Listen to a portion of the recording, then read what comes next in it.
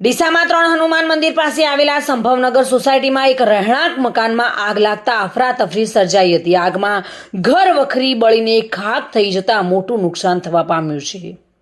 ડીસાની સંભવનગર સોસાયટીમાં રહેતા વિજયભાઈ મિસ્ત્રીના મકાનમાં આજે આકસ્મિક આગની ઘટના સર્જાઈ હતી। મકાનના બીજા માળે અચાનક આગ લાગતા ધુમાડાના ગોટે ગોટા નીકળવા લાગ્યા હતા। ઘટનાની જાણ થતાં જ મકાન માલિક ઘરની બહાર દોડી આવી જાણ કરતા આજુબાજુના લોકોએ પણ બનાવ સ્થળે દોડી આવી પાણીનો મારો ચલાવી આગ બુઝાવવાના પ્રયત્નો કર્યા હતા।